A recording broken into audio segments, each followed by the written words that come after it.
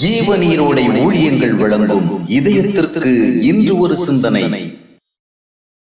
புறப்படும் வார்த்தை. கர்த்தருடைய வார்த்தைகள் வல்லமையானவை, அவை நம்மை பரிசுத்தமாக்கும். அவருடைய வார்த்தைகள் ஆகாதவைகளை அப்புறப்படுத்தும். அவருடைய வார்த்தைகளால் நமக்குள் மாபெரும் மாற்றங்கள் நிகழும். சிலர் வேதாம வார்த்தைகளை மிகுதியாக வாசிக்கின்றார்கள். வேத வசனங்களை அதிகமாக விசுவாசிக்கின்றனர்.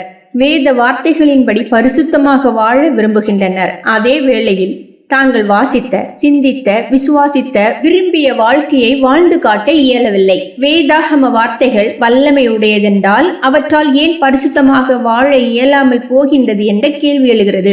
வேதாகமத்தில் பதிவு செய்யப்பட்டுள்ளவை கர்த்தர் ஏற்கனவே பேசிய வார்த்தைகள். அவை அவர் வாயிலிருந்து புறப்பட்ட வார்த்தைகள்.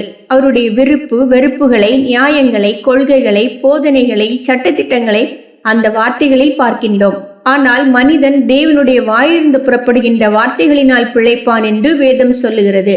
அதாவது கடந்த காலத்தில் தேவன் பேசியவைகள் அல்ல, முன்பு புறப்பட்டவைகள் அல்ல, இன்று புறப்படுகின்ற வார்த்தைகள் வேண்டும். அதாவது நிகழ்காலத்தில் இன்று தேவன் நமக்குள் பேச வேண்டும்.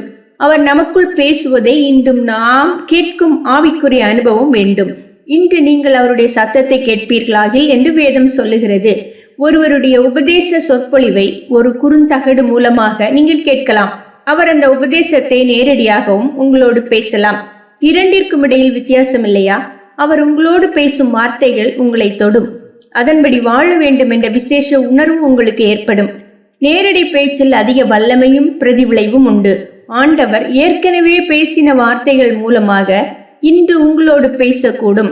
அது இப்பொழுது இன்று அவருடைய வாயிலிருந்து புறப்படுகின்ற வார்த்தையாக மாறுகின்றது.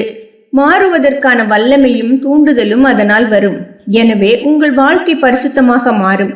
ஆம், வெறும் வேத வாசிப்பாளர்களாக அல்ல, தேவ உறவை நமக்குள் பெற்று அவருடைய வார்த்தைகள் இன்று அவரால் நமக்குள் பேசப்படுவதை உணரும் அனுபவம் வேண்டும். சிந்தனைக்கு.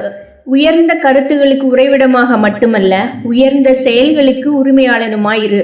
உயர்ந்த கருத்துகளுக்கு உறைவிடமாக அல்ல, உயர்ந்த செயல்களுக்கு உரிமையாளனுமாயிரு.